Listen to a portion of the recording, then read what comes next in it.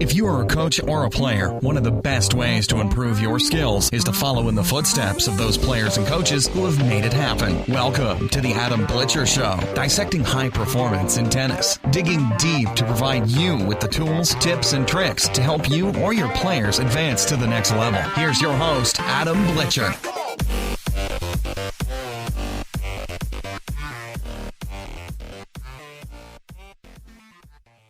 Hello and welcome to the show.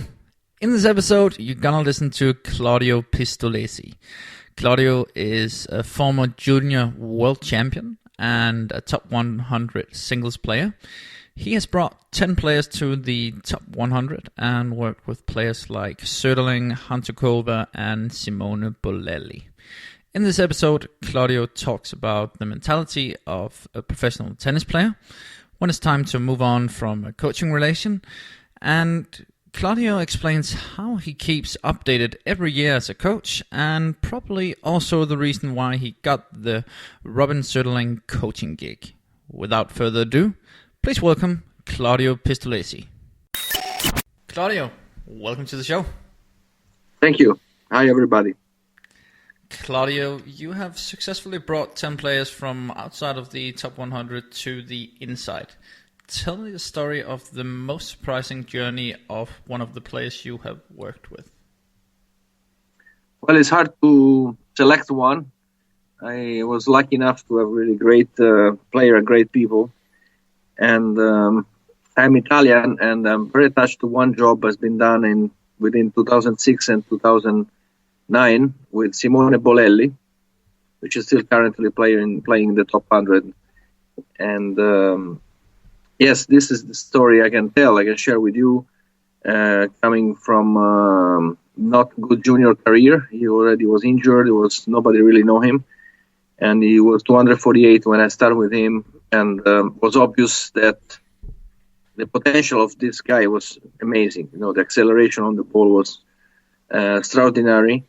And I immediately made the decision to plan my life on the next years, trying to get the best out of this potential.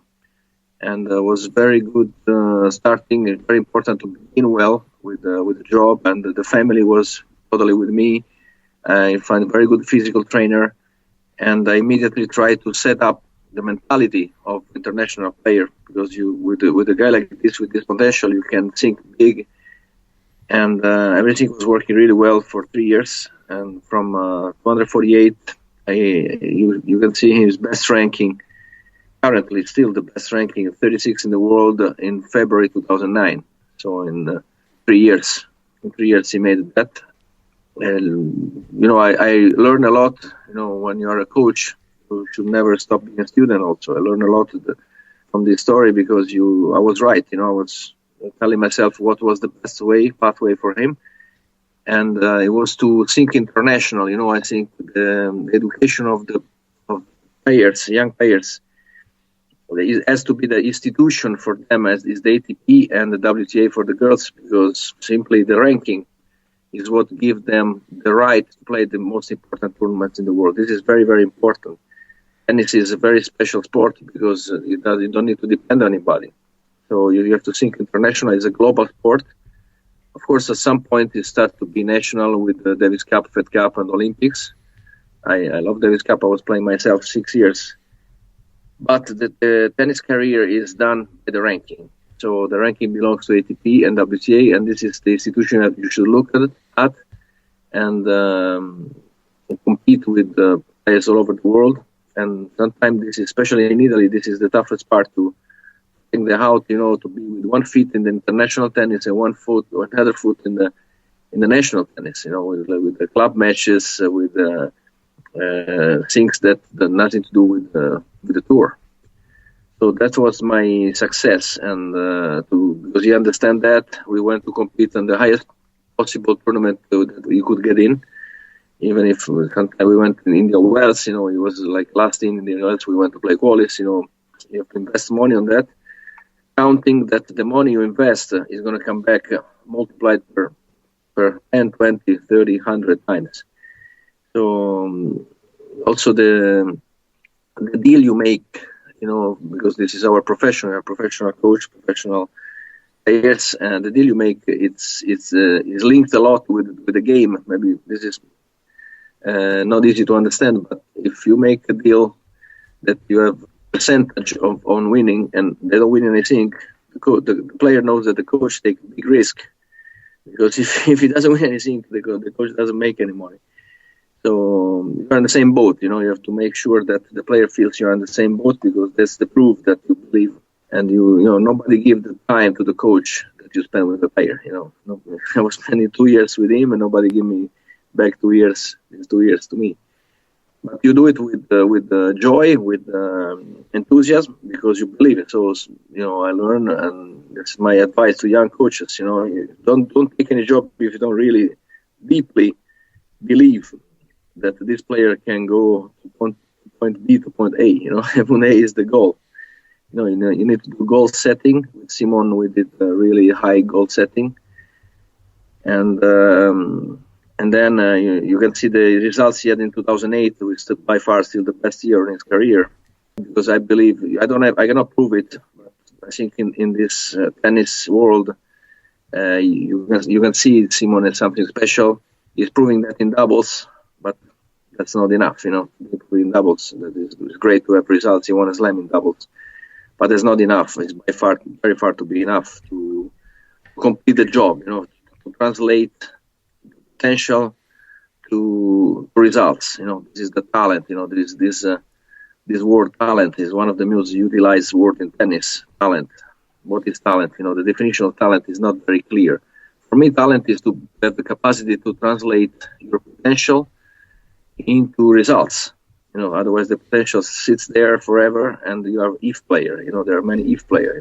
I call the if player the one that when they are older they say, if I could have done that, if I could have done that. That's very sad, because in tennis there are no if. So this is the story I like to share with you.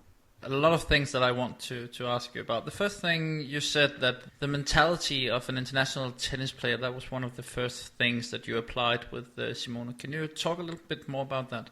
Yes, the mentality has to be big versus small, which is, in other words, that you need to be available in order to make it fit what you aim with, what you really do. Because to say I want to go number 1, top 10, top 20, it's easy. But then once you say it's big responsibility, and you have to be aware that if you say that, then you have to, today, from the moment you wake up until the moment you go to sleep, everything is oriented on this purpose, on this goal. The goal setting. I work a lot with mental ability. The goal setting is a mental ability. You must have the ability to make a goal, to set up what is your goal, what you believe you can really reach, and how much time you give yourself. Time is another very important element in the mentality. And then you go on with the mental ability, with the self-talking, what you say to yourself. When you think about your career, what you say during the match, what you say when you think about your coach, about your family, about how to fit the private life with the tennis life. And then you have another great, very important mental ability is the body language. A coach has to learn how to read the body. Even if you don't talk, you send many messages. I'm very careful for the comments you make. Sometimes it's not only self-talking, it's the talking loud in the court, and you can take a lot of information from the player from the comments they make to themselves. So mentality for me is all this, is mental ability, is the ability, even if you're very young, to make it fit a lot of needs, which is very difficult, and to manage well the time you have.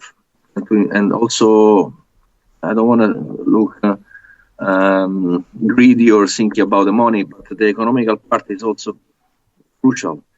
And it's not only about making the money, but invest the money. The money goes out. It has to be money that you invest because you believe that, as I said before, that they are coming back multiplied. You have to think that these kids, when they are juniors, they have the parents most of the time that they pay for them to travel. They have injuries. The the relation with the school sometimes is very rough. So once they make it, they have maybe 10 years, 15 years, in the best case of career, to repay parents or whoever you supported them until then, because at the beginning you lose money. And also they have to make money enough to secure their life after that. Because, when you're a professional tennis player, when you are 30, 35, whatever years old, you quit playing and nobody care about you anymore. So you have to be secure with the rest of your life. Most of the time you couldn't complete your education, so you must start from scratch your life again. When the people your age, if they do other professions, that's the time when they start to make more money, they're better position. Let's think of a doctor, think of a lawyer, or other professionals. Yes, mentality is to be aware what it means to be a pro, professional player. There is this word, the pro. ATP, for example, P stands for pro, professional. So professional for me is someone that like a doctor, is like a lawyer that makes good money because you deserve it. You can deliver something of top quality. And but the difference is that this lasts 15 years versus profession that can last all life. Somebody is a doctor, can be a doctor all life until he's 65 or whatever, when goes in pension. So don't start to consider yourself a professional too early. The transition we talk about to go in top 100. And why? Because top 100 it means to be main draw in the slams and main draw in most of the ATP events and WTA events, which means you can consider yourself a professional. You can really call yourself a professional. Otherwise, when you see in the ITF website the pro circuit, you see it's pro because they can get ATP and WTA points, but you're not professional yet. The young player, the parents, that. If you're ranked in 900, you're losing money. You have to still in the time to invest, and you have the dream to be professional. You're trying to be professional, but you're not professional yet. So that's why I'm very much in the present and not in the past. In the past of my time when I was a player, I've been a player in the past. I'm 49 years old this year, so I played in the 80s and 90s. The average of top 100 was maybe 23 years old, very, very early. So I was a junior world champion. And 18, I knew that very soon I should have make results very high. And I won an ATP event at 19. And it was not that, something up like this now is like huge. That time was kind of normal. And, not many did, but it was the normal procedure if you want to aim to really high professional tennis. Nowadays, the time, like as I said before, makes a huge role because you need more time to make it. It takes years. And I'm watching those days Dominic Thiem, that I think is born 93, so he's 23 years old now. He's very close to top 10, I think, and I believe this year is going to finish top 10. He's a fantastic player. He's going to be taking the place, I think, in the future of Federer, Murray, or Djokovic, Nadal. He's going to be a top player, I think. But he's 23. He's not 18 like he used to be before. So the transition has to go through, in my opinion, years of time between junior and to step into pro. You don't go directly. Like the typical solution now, you finish junior, or you didn't finish yet, junior, you already paid 10,000. And in some case, some exception can be accepted, especially in the women, but in most of the time, it's too early. You need to complete the education. I am a big fan of not stop the school. I want to even take time away from practicing, but make the kids studying. And to take for sure a degree in high school, and possibly one big option is the college. I live in the States, and the States is the only country where you can get a scholarship, from what I know, for your sport. Because you're good at sport. It's a huge chance, and the whole world should be thankful to the United States for this health education. Because I can mention a name like Michael Penforth or Benjamin Becker, or many, they're not American, but they go through the American college, and they made complete their education, they complete their tennis development, and then you step in the pro when you're 21, not when you're 17 or 22. So many kids, they are good, but they are not ready. They're two different things. So parents, agents, sponsor, federation, press, they should be aware of that. And there's no need to be early, nowadays. It's not like before. There's no need. You want to do the best for the kids, for the players. So the best is to give them time to develop, especially the man, the nature, the boys, they keep growing until 21, 22. At 18, the ligaments, the bones, they're not growing yet. They keep going on high until 21, 22. Women is a little bit earlier, but still, they need to compete. In case you're not born in a country where it's an English-speaking language like Italy or Spain, you need to learn English very well. So nothing better than college to learn very well English and study. Also, tennis is a very difficult sport. So I believe that if you have good education, it's easier for you to communicate. It's easier for you to absorb informations. We have to talk about many aspects. You have to be ready for all aspects, which is physical, mental, technique. And the fourth one that I call organization means be able to select the right tournaments. So you need a certain level of culture, in my opinion, to be ready for all that, as a player. All right. You talk about education and being good versus being ready. What do you need, or how good do you need to be in order to be ready to turn professional? Well, you have to be ready because, the all aspects are taken care of well at the top level. You're not in a position to have any hole in any aspect, So technically ready, I mean that you have the basic shots, serve and forehand backhand, but that's not enough. You need to know how to go and finish the ball at the net when you need it, independently what is your game style. You need to be ready to compete at least in two different surfaces. Some country there are mostly clay, and like in Italy, Spain, but you have to learn to be, competing the same level on hardcore at least. Some other country, they play very good indoor, in maybe North Europe or North America, or because they are, there's winter, so they are used to play indoor. And normally who plays good indoor play good on grass, because they move better, north-south versus east-west. So, but there's a need to time to be ready to play at least on two surfaces to make it ready. So this is the technical part. You need to play variations. You need to be able to serve and volley. I see many professional players that are not really self-confident enough how they should be for variations, to play drop shot, to pick up a drop shot, to block the return.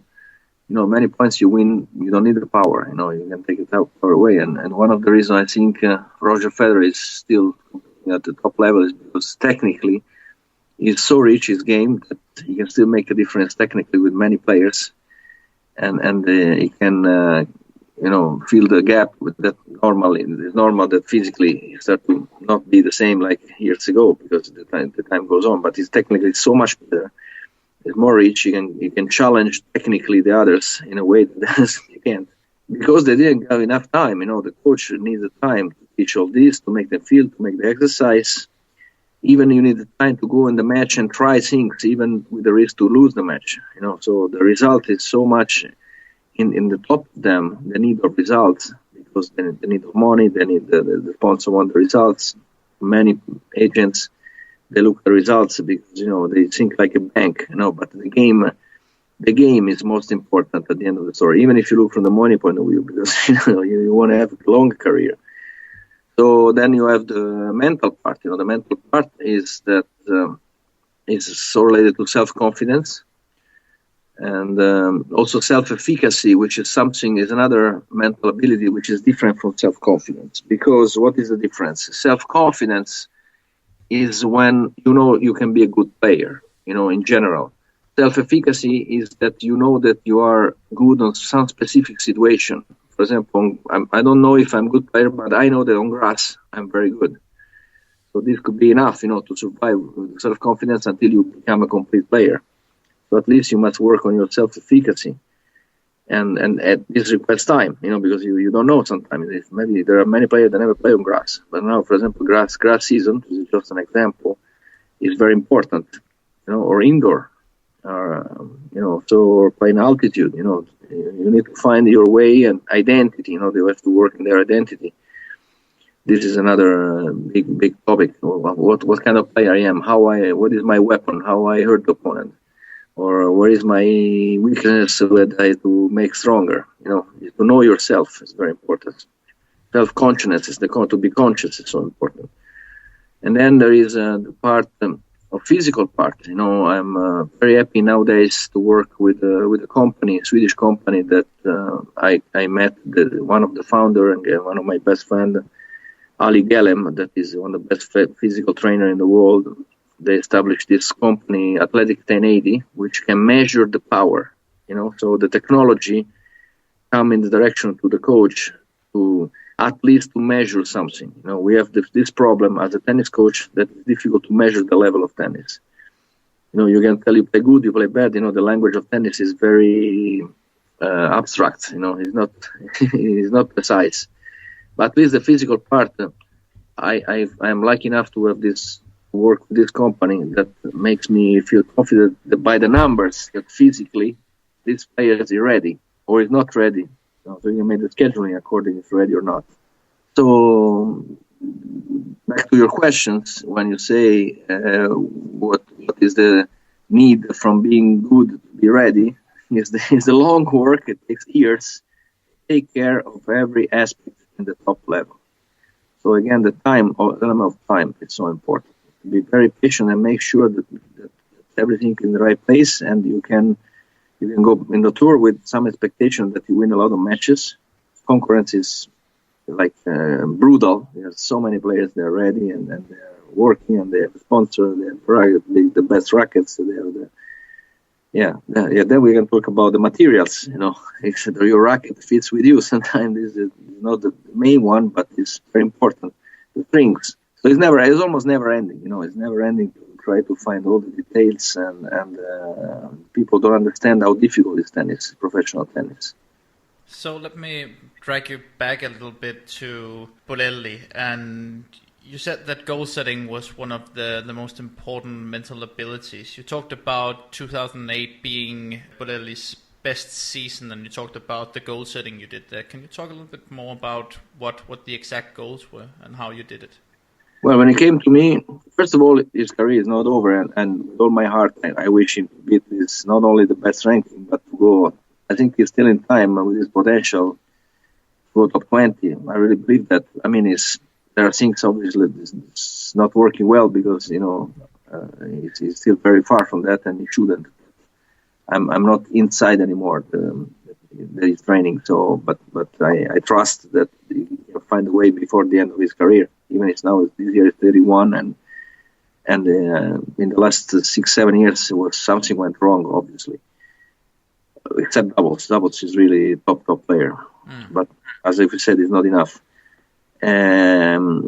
Yes, the goal setting for him was to go.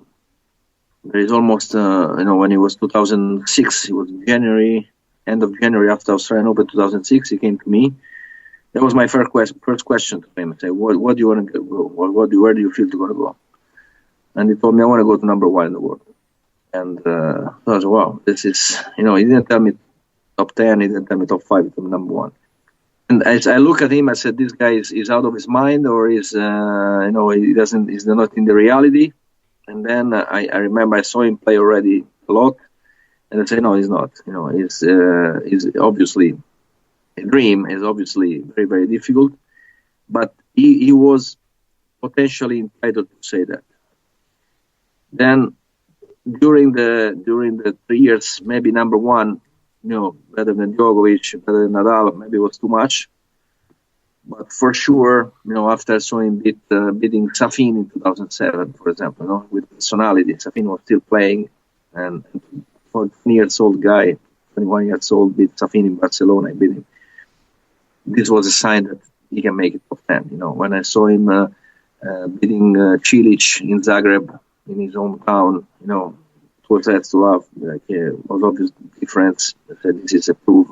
When I saw him beat Fernando Gonzalez, was 12 in the world in Wimbledon grass, with 3 tie breaks, and he lost 1 set, so he won like 7-6, 4-6, 7-6, 7-6, means that this guy is there, he's ready to go. When I saw him in the final in Munich in 2008, he beat Mathieu, also 12 in the world, 7-6 in the third. He lost to Gonzalez 7-6 in the third in the final. So you feel, and I think you can ask many people that were around for that years that they knew that Bolelli was ready to go top 10. Number 1, maybe I don't think so, but maybe he's still not moving. Was not moving enough well to say that. But top 10, he could play any surface. You see him in Basel, in Berdych, 2 sets, and then lost to Federer when 2008 he was number 1 in the world. The match was 3-all, was very even match for half an hour. Then Federer broke him, and then was 3-6, 3-6-2. But if you see the first half an hour, I don't know if somewhere there is a video of this match. When you see him beating Soderling in, which by the way I coached after him in Monte Carlo, and then Soderling goes to the final and French Open, then I just mentioned 20% of his big victories. He was beating constantly top players in every surface, in slams. Del Potro in French Open was a fantastic match. That he was not. It was maybe a little bit too much to say number 1 in the world, but was not so far from the truth. So his goal, his answer, because you don't only have to talk to play, you have to listen to players. So, and then it has to fit what they come from them and what you are is coming from you. When it fits, you are probably in the right way. So I find out that he was not so far from the truth. So the real goal, honestly, and with the how do you say, with the base of truth, is he was top 10. You have earlier said that the second serve and defending your own second serve is the most important statistic in men's tennis. Can you elaborate a little bit on that? Yes, well, more and more I go on, and more the tennis develop, the more I want to focus, in my opinion, on the beginning of the game. On the serve, return, and first ball after serve, first ball after return. So the first 4 shots, to go into the rally. The typical practice until nowadays, it was you warm up, you make some run around the court, you start to hit, start with the rallies, and then you practice volleys, you practice mash, and then generally you play cross, play some drills. And at the end of the practice, you practice serve and return, which is I totally reverse in the last few years this way of approach to the tennis practice, because you give a wrong message to the player. Like the serve return is the last thing, but it's the first thing, because that's for sure you have to begin with serve or with return. That's for sure. So you need to set up mentally that you practice this not at the end. You have to be fresh mentally when you practice that. In my opinion, you need to practice either at the beginning or in the middle of the practice, but never at the end. And you have to spend time and energy to, serve is the only time that you can give the ball to yourself. You're not depending from the ball coming from the opponent. So you really need to utilize this chance very, very well. And when you look at the matches, you see many points, and I'm not sure about the statistics, but you have so many points ending in the first 2-3 shots. So you need to practice this rhythm of the rallies. Once you go into the rallies, of course you practice the rallies, goes right, left, moving well, go to the net, play short, play long, play high, play angle, play backspin, play topspin. But this only once you allow yourself to go into the rally. And when you have second serve, especially in the women, the biggest problem is to survive the first ball. Because you have to expect the opponent, they play hard and they play fast. They want to make you miss because you are landing from the serve. You need some extra time to set up the split step and get ready for next shot. So the opponent knows that and try to use this time to make you miss. So you have to practice to make shorter time possible from landing to be ready to deliver the first shot. So I do a lot of my players. In the women even more, because the second serve is weaker and the opponent has more chance to be aggressive, to go in. So that's what I do, and it worked well. I have to say. Now I'm working with Alla Kudryavtseva. We went to Australia, which was a successful trip. She played in Tasmania 75k tournament, pretty tough tournament. and she beat Vanya King, which is for me is a great player and great person. Is Alla double partner, and I had the chance to meet her well. She's a great person and great player. And Alla won, and the main reason, in my opinion, that because she didn't miss very few first ball after serve. Because Vanya has incredible timing on the ball. She was returning fast, and Alla was not missing, so she allowed herself to go to the rally and have the chance to win the point, so she could hold the serve. And then Alla is one of the best return in the world, in my opinion, and she broke Vanya a couple of times, but a very even match. Finished 7-6 in the third. This is just an example, So that's back to your question about first ball after serve. Let me change gears a little bit and go into some rapid-fire questions. How do you go about getting better as a coach? Well, first of all, keep in mind that I never stopped to be a student. So this is the day that I think that I know everything, it's better I change job. And I never stopped to be a thief in a good way, like to look at the other coaches, to listen what they say. I listen a lot to the players. I think the interview of especially top player, for example, Federer, it's always, an education process. And you want to check your passion, when I see myself that, I spend all day at the tennis center training players, and then I go back home, the first thing I do, I switch on the tennis channel and I look tennis match. It means that I have the passion, and this is the key, the condition to be a coach, that you do because you have the passion for that. And that's simply that, not any other reason cannot be the right reason, because you like it, you love it. And when you can make of your passion your job, this is the best luxury you can have in life. So I'm really privileged to be able to make my living with my coaching. And yes, I think you should always keep open both ways to talk and to listen. This I learned in Japan. In Japan, the cultural, you need to never interrupt when you talk to someone when they talk, because you have to absorb the information to a very open ear. And every time I have a chance to talk to someone like Tony Roach or Nick Bollettieri, I listen. I think I keep listening a lot. And sharing, for me, is another key word to be a good coach, is to share. I like to do education courses for young coaches. I have no secret. Like now, I'm just telling you, anything is in my heart, in my head as a coach, and I don't think I should do it for me, because otherwise they do. If somebody want to copy me, it would be a compliment for me. And I never stop to learn new things, because the Greek philosophers say panta rei, means everything flows. So the game changes continuously. So you have to be always updated. Give another example. This may be another story that is very nice to hear, and it's meaningful. Every year in the last 6 years, I went to, since the start 2009, the ATP Tour finals in London. And the ATP, I'm in the Players Council as ATP, and not only for that, ATP is great, fantastic organization, and gave me the chance to be there. And it's my updating, the top 8 player in the world playing against each other. The only tournament you see only top 8 play one against another. So I think they rise the level incredibly. Even in the slams, you have to wait quarterfinal, semifinal to see play top 8 against each other. In this tournament, every match is top 8 against each other. So I go as much as I can to look really carefully.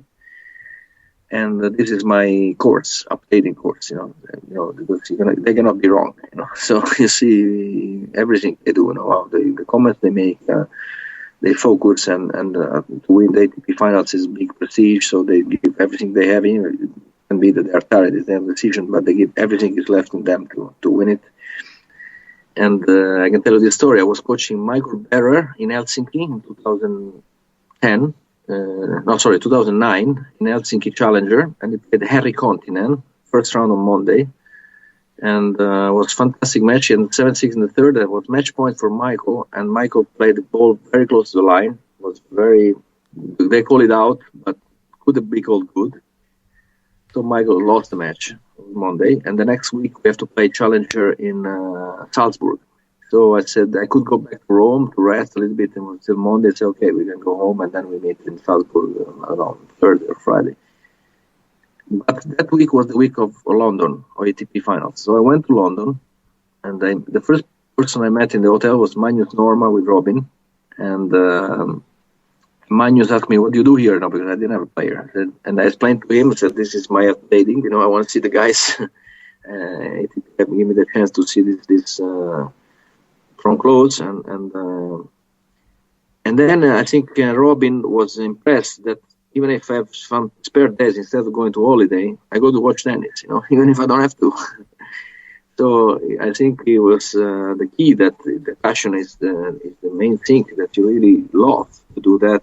And you show this story shows you how the life is, because it's, if this ball of Henry Continent was a little bit more out, and they call it out, maybe it was out, but it doesn't matter, And then Michael would have won the match, and he had to play the next match on Wednesday. I would never go into London, and I would never see Magnus or Robin. I would never coach. Probably, maybe I would never.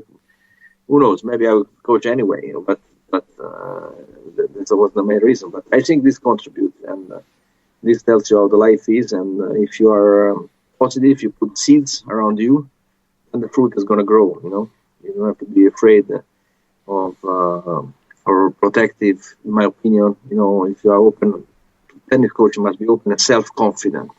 The self-confidence. I know this word in many languages. In Russia, you say uvěřenec, and in Czech you say sebavedomie, and in German you say self-vertrauen, and in Finnish you say itseluottamus. In Italian, of course, you say fiducia, in Spanish confianza, confiance in French. I know in many languages. Why? Because it's the most important word. I want to tell this word to my players in their own language. Like I told Daniela Tudorova in Slovak, I told in Swedish, I think Helver Trauman, something like that. In Danish must be similar. Helver Trauman. Yeah. But this counts for the coach, because if you want to give self-confidence, you have to be self-confident yourself, and you don't have to be afraid to lose the job as a coach. You have to make sure the player knows that you do it because you like to coach him, not because you need to coach him, because you don't want to lose the job, you want to keep your salary.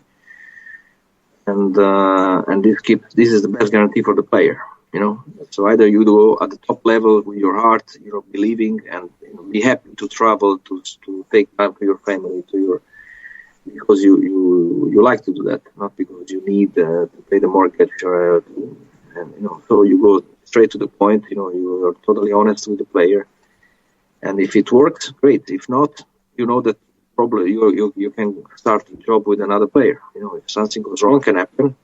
If you spend 2 years, 3 years is a lot with one player. Some case, I spent 9 years for Sanguinetti, 11 years with Suzuki. I also spent 6 months, 5 months with Soderling, or 1 year with Berger. Depends on the situation, on the events, of the life events, not only necessarily tennis events. How do you know when it's time to move on from a coaching relation?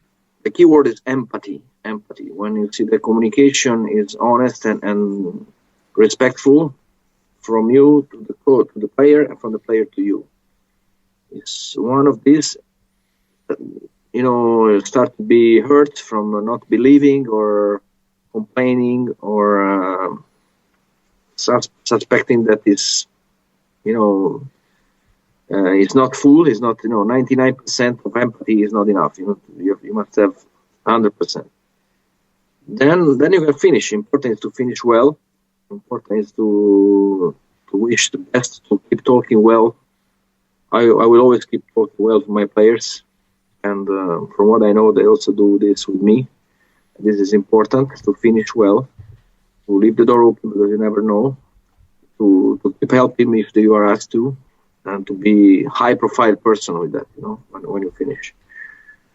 And you sense that from the empathy, and this is very tough to put two people professionally together and to be in the same page and to win together in the same boat, and to take responsibility. If he's losing, you win together, you lose together. It'd be too easy that the player wins, he says, because of me, and when he loses, it's because of him. You have to take your responsibility, and the players to do the same. If it's not like that, you can finish. The coach has to be always aware that nobody gives you back the time you spend with the player. So the time is more important than money, because the time nobody give you back. We got only one life, and every single day is important. So if you have good balance in your life, you can be a tennis coach, but not traveling coach. You can have your own school, or you can do other things still in tennis, and go to juniors, or simply rest, or simply study. You can do other things, and then if happen another occasion, another opportunity to coach at top level, then you can evaluate and always do testing time. It's very important to begin well. So I never start with a 1-year deal, or you need between 3 and 5 weeks of testing time. Where you make sure that the player likes you and you like the player. And you make clear that at the end of this testing time, it's absolutely fine if players say, look, I don't feel 100% great with you, so let's move on. You go another player, go another player. You have to accept that. But you do the same. You say, look, I'm free. That I don't see myself to be 2, 3, 4, 5 years with you the next years. And probably you can do this with another coach, so you feel free to go another coach. And the player has to accept that. So you make very small the chance to do mistakes, to waste your time of your life, which is the worst can happen to you. What personal books has inspired you the most as a tennis coach?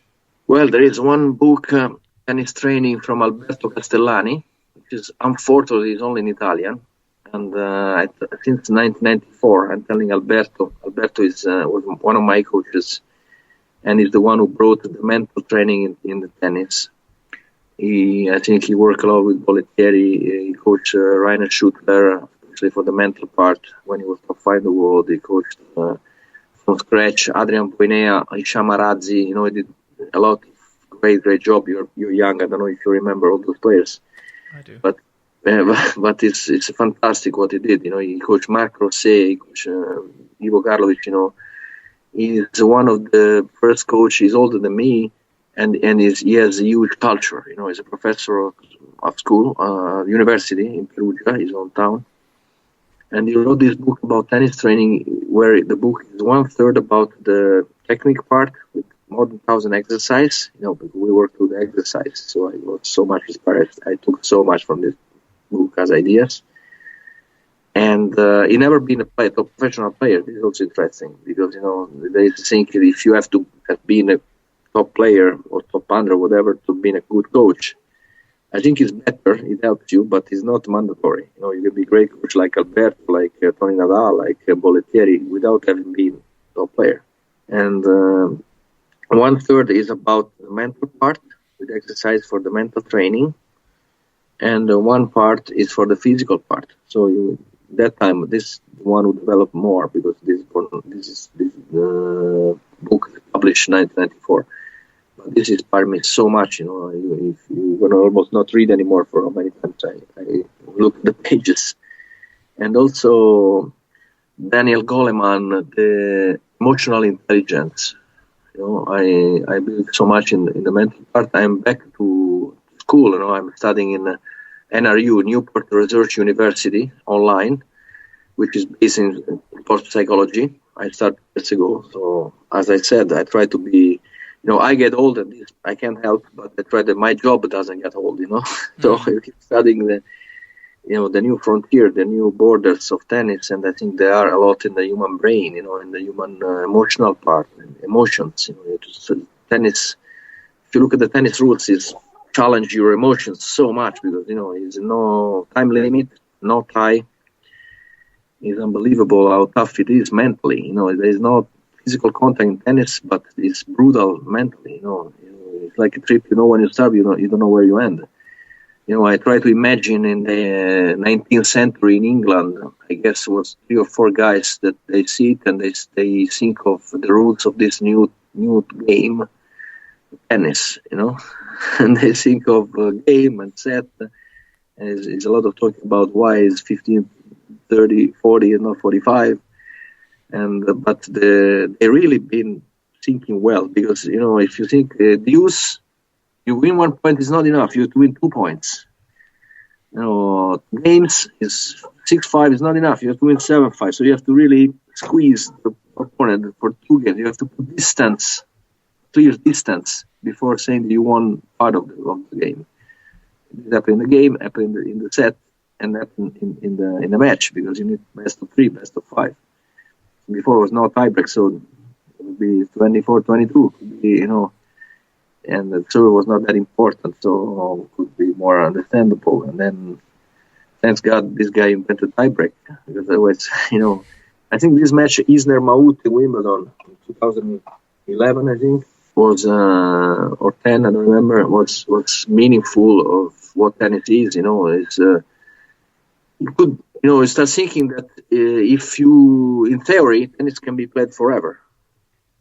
At infinity, and for human being, it's tough to absorb the concept of infinity. It's not in the human being, because our life is limited, so you cannot cope with infinity. And tennis is scary, and it's tough mentally, especially for the kids, because in the back of your mind, there is infinity there. You have to do something in order to finish it. Or you win or you lose. And the rules are so tough. I'm from Rome. In the Roman Empire, we have the gladiators, and the rules of the gladiators was that it doesn't matter how long it takes, one of the two has to leave the Colosseum dead, which is not that brutal, but in tennis the same, not dead, but sport-wise dead, losing, So I think more than losing and winning, we have to talk in tennis more of surviving or dying. It's a different way to look at it, because when you win the tournament, is the joy come from to be relieved that you didn't die, that you survived. Because even if you lose in the final, you still lost, you still died, tennis-wise, And you see this draw, and only one will survive, like Islander, and when you survive all the way, are relieved. When you win the match point, I think it's very difficult to compare the match point emotionally to other things in life. When you are there, match point, you play tennis, I guess, right? So when you have match point, no matter which level, it's you win this match point. Yes, I survived. I survived. It's good. I can tomorrow. I can have a chance to survive again. And when you win the tournament, it's like. Deep joy is priceless. I think it's priceless, and this is one of the reasons to motivate the players. Even for coaches, when you see the match point and the match point, the opponent misses, so you play a winner. You release. So this is a strong emotion. And now maybe I got lost. I don't know what was the question anymore. But it's perfectly fine. What is the most valuable lesson you learned in the world of tennis? That's an interesting question. I never had this question before. I have to search in the memory for 30 years and more, and it's not easy to. It's hard to say one lesson. It's hard to say one lesson. I learned a lot from Monica Seles. This is another thing I want to talk about my coaching life. I was still playing, and I had the privilege to be called from Monica to be her hitting partner. Well, after the stopping, she came back after 2 years, and she won the Australian Open. Yeah, I want to answer Monica. Monica, the attitude and believing and the commitment she had, with this kind of mission. I want to use this word mission.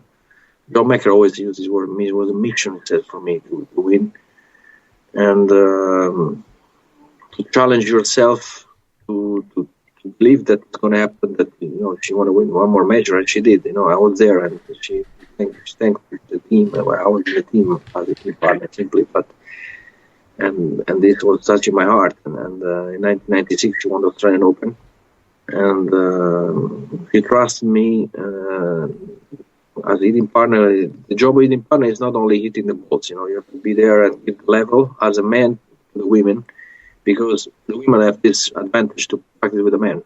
They can rise the level. I was still, I think, 300 in the world, so I would rise the level a lot for a woman, even if she was number one. and that's why I was there. And yeah, the best lesson is they helped me a lot when I coached a top player like Robin Soderling. The mentality, again, we have to talk about mentality of number one, and the behaving, every time she walk into the court and she prepare, the look she has in the court, and the way she knows herself, and she tries to deliver top level. The best lesson, the behavior of Monica Seles, and being very close for years or almost 2 years with her was the best lesson I ever had. If I have to give one answer, then I can talk about many other lessons. But if I have to select one, I would say this one. Perfect. What do you believe that everyone else think is crazy? Traveling. I have so many people, my friends, that are not in tennis world, that they ask me, what do you do the last 6 months? I say, I've been to Australia, then I've been to California, then I've been 3 days at home, then I went to Europe, and then to Asia, and then I went to Davis Cup in Australia, and then I come back, and you're crazy. It's traveling, changing the jet lag, not have the roots anymore, to not have the sleeping in your own bed, living in your time, in your time frame, jet lag, the internal clock is messed up for us. Sometimes you even not time to keep up one jet lag that you have to start another jet lag. So you're hungry in the most strange time. You go to breakfast, you have a wish to have a dinner, or this crazy wake up in the night. It's dark and you don't remember where you are, or not in which city, in which continent. I'm in Australia, or I'm in Asia, or I'm where I am, and it takes 20 seconds to realize. Or going to the airport and to go to collect your bag, and you have the list of the city where the planes are from, and you remember from where you're coming from. So these things are really. I believe that anyone else thinks this is really crazy. And I think they're totally right. All right. What do you consider the biggest waste of time or biggest myth in tennis? Now, wasting on time is for sure, as a coach or even as a player, to keep going with the relation with the coach. If you're a player, with the player, if you're a coach, knowing that you don't believe in this person, either both ways. This is the biggest. This is the thing that most I'm trying to stay away from. I want to stay away from that. And the biggest myth in tennis? It's the language of tennis. Language of tennis is very far from the truth. I say this guy is a good hand. Doesn't mean anything, because he feels the ball. Yeah, it feels good, the ball. The ball is in plastic. Maybe you don't feel your body. You don't feel your shoulder. You don't feel your legs. Or you have a good hand, like if you play tennis only with the hand, you play tennis with the whole body. Or there are so many expressions in all over the world that doesn't make any sense to me. I'm a little personal battle to try to change the language of tennis, or think of elite tennis like top 10. I pressure top 10, but nowadays top 30 are an elite. Something is ranked 25 for me is an hero, and to be pro is a myth. That as I said before, to be pro you have to be making the money of pro. This is many parents say, my son has 280 points, he's a pro. It's not true, because you spend so much money to travel and you don't make any prize money. If it's right or wrong, it should be better prize money, but I think the ATP is doing a great job on increasing prize money, and being the player council, I'm very proud. In the last few years, the prize money has increased a lot. Not enough, I think, but increased a lot compared to the past. And this is another myth, to be professional. To be professional is you have to be sure about your words before say that. What have you changed your mind about the last couple of years? This is another good question. Well, I changed my mind about technology. but maybe this happened already 5 or 6 years ago, because I thought that the coach has the eye, the sensibility to take care of everything. That the coach, the physical trainer can help, but most likely they come from another sport, so they know tennis, and they know how to fit there. And there's a lot of offer now of machines and tests and coming from the science, and I was very skeptic about that. But now, since I went more deep in, it's not that everything is good. You have 10 things a day. If you're able to read and still is a coach's job to do that, to select what technology can help, numbers, statistics. I learned to read more the statistics. Before I didn't want to see the statistics because I said it influenced my feelings. I believe always in my sensibility. But I changed my mind on that, because when you know that Nadal in French Open, in 11 editions, he won 51% of the points, and he won 9 times. This statistic makes you think, that you know so well that you still lose so many points when you are top superstar, winning 9 out of 11 Grand Slam tournament on clay, and you win only 51% of the points. It's really important to take a look, to work with other professionals, to make a teamwork. So the coach is more and more of manager. In the English football, they call the coach the manager. Like Wenger or Mourinho is a manager. He's not a coach. He's not a trainer. He's not. He's the manager. And that's the right word, to manage. To manage the physical part, all the aspects, the life, the off-court decisions. To manage your own life, fitting in the tennis, the traveling. You never end managing things. So I changed my mind, because before I said, no, the coach is the one to decide everything, but now you need to manage a team. I'm talking about high level, of course. You need to manage a physical trainer, mental trainer, doctors. You have to manage the statistics. You have to manage many things, and you cannot do everything by yourself. You need a teamwork.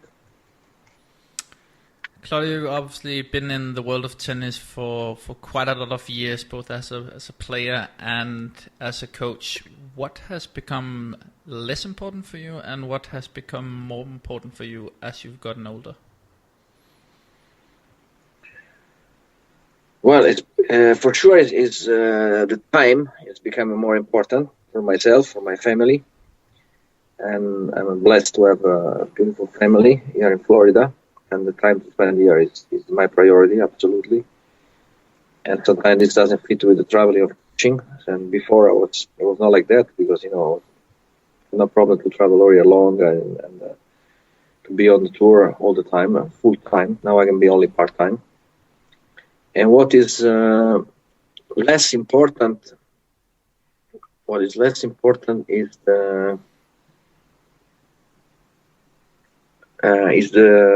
perception I have about the general judgment of my job. I care that myself, first of all, and my players are happy with my job, and maybe a few other people that, recognition of my job, it's enough for me to say to myself, Claudio did a good job here, did a good job. And then before I was more care about, recognition of this, to be. I was more dependent of what the other says about my job as a coach. Because I start from as a player very young to coach. I was 30 years old, and I was insecure because go from player to coach. I never left the tour, because I was still playing. I was already coaching. I was playing doubles with Suzuki for 1 year, even with some good match. And this transition was scaring me. So I was looking to be accepted in the coach world, not as a former player only, To be a former player is a big difference. And but now I'm more self-confident. Also go to the results, and I was lucky enough to have tons of results, and men and women, with the slam, with winning events. I think my players won more than 10 WTA and ATP events, and many semi-final, finals, etc. And this gives you confidence, and this gives you less dependence from what the other things. So I'm just confident by myself. So it's less important general, like external judgment. Even then, I like to know that my reputation is very high, and I'm lucky enough to feel like that I did something good, and this gives me more and more passion for the sport. If you could give one advice for coaches, players, or parents listening, what would that be? Well, my advice would be, don't give priority to the money. Don't think that the money is the ultimate goal. Obviously, if time is your job and you invest, you need the money. I don't say that. But if you, even in the interest of money, don't think of the money. Ask yourself why you do it. Do it because you like. Any other player or coach or parent, if I ask you why my son is playing, any other answer different than because he likes is dangerous. So you want to have this as absolute 100% priority. I like tennis. I like tournaments. I like competition. I like this. I even like the process. Love the process. Love the process. That's my advice. Love the process more than money, more than anything else. Because the process brings you to grow as a person. This sport is fantastic, even from as an education. Winning or losing, I just can say the Kipling. The poet Kipling that wrote a letter to the sun. The letter is called If. At some point it says the triumph and disaster treat these two impostors in the same way. He's calling impostors. And this sentence is in the center court of Wimbledon. I don't know if you know.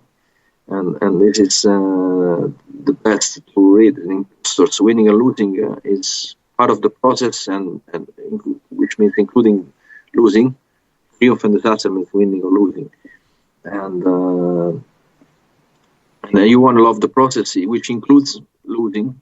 As I said, only one player wins, and even if you lose in the final win, you still lost. And loving the process makes your tennis life, much more beautiful and positive. Perfect. Claudio, I want to be respectful of your time.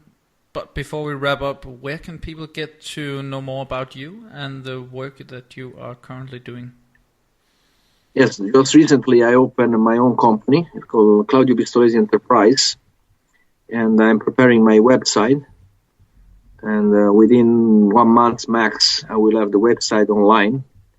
And I'm based in Florida, in Jacksonville, Florida. And we have 3 more training centers, one in Italy, in Florence, one in Nottingham, UK, and one in Brazil, in São Paulo, near São Paulo.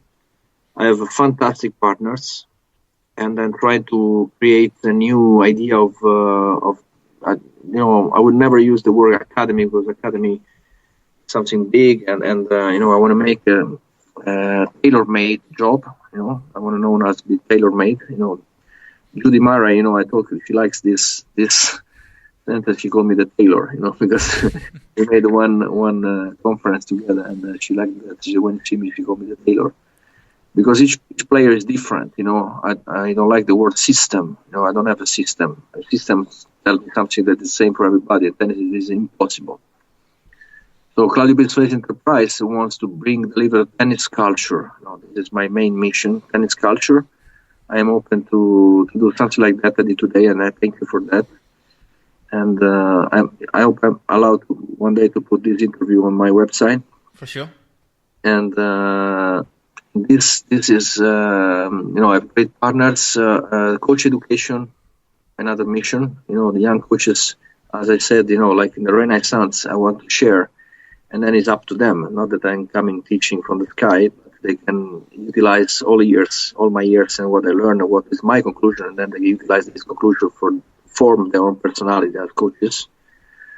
I want to mention that GPTCA is one of my partners, Global Professional Tennis Coach Association, which is formed from my colleagues. And I will talk a lot about the history of ATP, which is a beautiful story.